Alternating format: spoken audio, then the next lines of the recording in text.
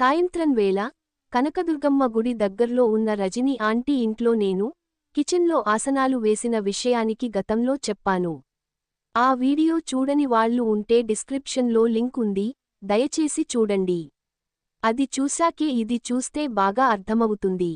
Rajani aunty అలా అడిగేసరికి నేను ఆపుకోలేక వంటింట్లోనే ఆసనాలు వేసేశాను. మధ్యాహ్నం భోజనం చేయకపోవడంతో ఆంటీకి పూర్తిగా సుఖం ఇవ్వలేకపోయాను. కాని ఆంటీ మళ్ళీ నాకు ఒక బంపర్ ఆఫర్ ఇచ్చింది. రాత్రి మొత్తం ఇక్కడే ఉండు అని చెప్పింది.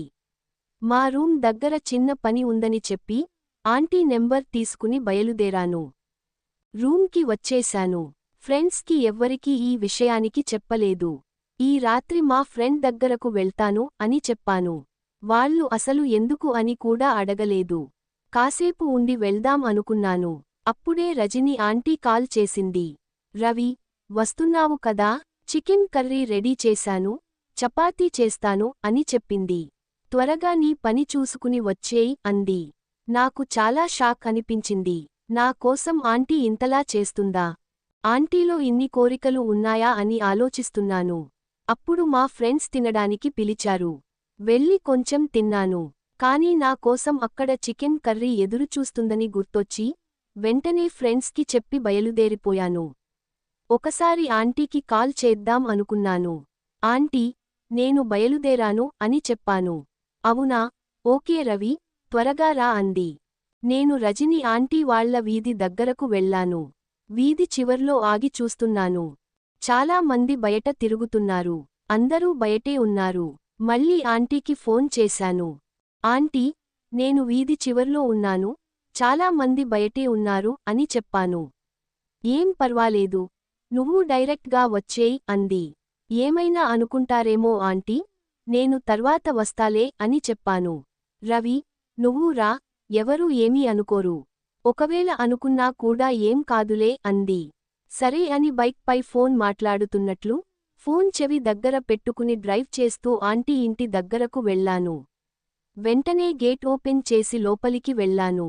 ఆంటీ డోర్ ఓపెన్ చేసి పెట్టింది. నేను లోపలికి వెళ్లి డోర్ లాక్ చేశాను. ఆంటీ అని పిలిచాను. వంటింట్లో నుంచి రా రవి అని పిలిచింది. నేను వంటింట్లోకి వెళ్లాను. అక్కడ ఆంటీ కింద కూర్చొని చపాతీలు చేస్తోంది.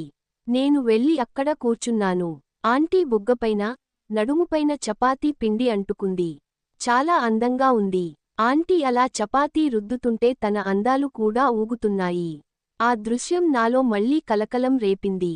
నేను అలా చూడటాన్ని ఆంటీ చూసింది. నేను వెంటనే తల దించుకున్నాను. ఏంటి రవి, తల దించావు? చూడు, నీకోసమే చూపిస్తున్నాను అని తన పైన ఉన్న చీరను కిందకు పెట్టింది. అయినా ఏంటి ఆంటీ, నీలో ఇన్ని కోరికలు ఉన్నాయా అని ఆంటీని అడిగాను. 3 సంవత్సరాల కోరికలు రవి. డ్యామ్ నుంచి ఒక్కసారిగా గేట్లు తెరుచుకుని బయటకు వచ్చిన నీటిలా ఉన్నాయి నా కోరికలు. అవన్నీ నీకు చూపెట్టేసరికి నీకు కొంచెం ఆశ్చర్యంగా అనిపిస్తుంది అని ఒక్క మాటలో తనలో రగులుతున్న కోరికల గురించి చెప్పింది. మీ వీధిలో ఎవరూ ఏమీ అనుకోరా ఆంటీ అని అడిగాను. ముందు వాళ్లకి నా గురించి తెలిస్తేనే కదా ఏమైనా అనుకోవడానికి. ఉదయాన్నే లేచి డ్యూటీకి వెళ్తాను, మళ్ళీ సాయంత్రం వస్తాను. అప్పటి నుంచి ఇంట్లో నా పని నేను చేసుకుంటాను. నా గురించి వాళ్లకు తెలీదు, వాళ్ల గురించి నాకు తెలీదు అని చెప్పింది. వీధిలో ఎవరూ మిమ్మల్ని ట్రై చేయలేదా ఆంటీ అని అడిగాను. ఈ ఇంటి ఓనరే ట్రై చేస్తున్నాడు, కానీ నాకు ఆయన ఇష్టం లేదు అని చెప్పింది. మరి నేను అంటే ఎందుకు అంత ఇష్టం ఆంటీ అని అడిగాను. నా వయసు 26, కుర్రాళ్ళు అయితేనే నాకు ఇష్టం. అందులో నువ్వు ఉన్నావు అని చెప్పింది. మొదటి రోజు చూసినప్పుడు మీరు ఇంత క్లోజ్గా ఉంటారు అనుకోలేదు ఆంటీ అని చెప్పాను. ఫస్ట్లో ఎవరైనా అలాగే ఉంటారు రవి. కొంచెం పరిచయం పెంచుకున్నాక చాలా క్లోజ్ అవుతారు అని చెప్పింది. చపాతీలు చేయడం అయిపోయింది. వెంటనే కాల్చడం మొదలుపెట్టింది. నేను ఆంటీని చూస్తూనే ఉన్నాను. ఆ అందాలను చూస్తుంటే ఇప్పుడే తినేయాలనిపించింది. కానీ నా కడుపుకు చాలా ఆకలి వేస్తోంది. ముందు దాని ఆకలి తీర్చాలి అని చికెన్ కర్రీని హాల్లోకి తీసుకెళ్లాను. ఆంటీ చపాతీలు, ప్లేట్లు తీసుకుని వచ్చింది. ముందు నాకు వడ్డించింది. ఆంటీ చికెన్ కర్రీ చాలా బాగా చేసింది. నాకు కడుపునిండా పెట్టింది. నాకు ఇష్టమైన కర్రీ కావడంతో నేను కూడా బాగానే తిన్నాను. కాసేపటికి ఆంటీ తినడం అయిపోయింది. తినండి ఆంటీ బాగా. ఇంకా నా ప్రతాపం చూపిస్తాను.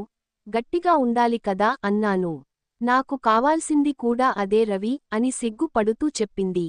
అక్కడ ఉన్న సామాన్లు తీస్తూ, నీకు ఏ చీర అంటే ఇష్టం? అని అడిగింది. ఏంటి ఆంటీ, ఇప్పుడు ఆ చీర కట్టుకుంటారా? అని అడిగాను. అవును అంది. అయితే నాకు పింక్ సారీ అంటే ఇష్టం, ఆ చీర ఉంటే కట్టుకోండి అన్నాను. సరే అని ఆంటీ బెడ్రూంలోకి వెళ్ళింది. తలుపులు తెరిచే పెట్టింది. నేను అలా వెళ్ళి చూస్తున్నాను. ఆంటీ చీర కట్టుకుంటుంది. తన అందాలను పూర్తిగా ఆస్వాదించాను. నేను వెళ్ళి బెడ్ పై పడుకున్నాను. ఆంటీ కొత్త పెళ్లికూతురిలా బయటకు వచ్చింది. ఆంటీని అలా చూడగానే వెంటనే వెళ్ళి హగ్ చేసుకుని బెడ్ పై పడేశాను. ఒక గంట సేపు ఫోర్ ప్లే ఆడుకున్నాము. తర్వాత యుద్ధం మొదలుపెట్టాను. ఆంటీకి నచ్చినట్లు ఆసనాలు వేసుకున్నాము. ఆ తర్వాత నాకు తెలిసిన అన్ని ఆసనాలను ఆంటీపై ప్రయోగించాను. దెబ్బకు ఆంటీ ఆశ్చర్యపోయింది. చికెన్ కర్రీ దెబ్బ ఎలా ఉంది ఆంటీ? అని అడిగాను. వామ్మో, నువ్వు మామూలోడివి కాదురా, అన్నట్టుగానే నాకు చుక్కలు చూపిస్తున్నావు కదా అని అంది. నేను అలా ఆంటీని మాట్లాడిస్తూనే విచిత్రమైన ఆసనాలు వేస్తున్నాను. దానికి ఆంటీ కూడా చాలా సంతోషించింది. అలా రాత్రంతా మాకు బోర్ కొట్టేవరకు చేసుకున్నాము. ఆ తర్వాత ఆంటీ నన్ను హగ్ చేసుకుంది. థాంక్స్ రా రవి అని చిన్నగా కంట్లో నీళ్లు కార్చింది. అదేంటి ఆంటీ, నేనే మీకు థాంక్స్ చెప్పాలి. ఇంత అందమైన మీ అందాలు నాకు స్వాధీనం చేశారు అని చెప్పాను. అప్పుడప్పుడు వస్తుండు రా రవి, నన్ను మర్చిపోవద్దు అని చాలా ఎమోషనల్గా చెప్పింది. లేదు ఆంటీ, మిమ్మల్ని ఎలా మర్చిపోతాను? మీకు కావాలన్నప్పుడు నాకు కాల్ చేయండి, వెంటనే మీ ముందు ఉంటాను అని చెప్పాను. ఇంతవరకు నేను నిన్ను తప్ప ఎవ్వరినీ నమ్మలేదు రవి అని చెప్పింది. అది నా అదృష్టం ఆంటీ అని చెప్పాను. ఆంటీకి నా పవర్ అంతా చూపించాక నాపై ఇంకా ఇష్టం పెరిగిపోయింది. ఆంటీ ఎప్పుడు కావాలంటే అప్పుడు నేను వెళ్ళి తన కోరికలు తీర్చి వచ్చేవాడిని. ఆంటీ వారానికి కనీసం 2 సార్లైనా పిలిచేది. నాకు ఏమైనా డబ్బులు అవసరం ఉన్నా ఆంటీనే ఇచ్చేది. నేను అడగకపోయినా బలవంతంగా నాకు ఇచ్చేది. ఇలాంటి ఆంటీ దొరకడం నాకు నిజంగా అదృష్టం. ఇలా నా స్టోరీ జరుగుతూనే ఉంది.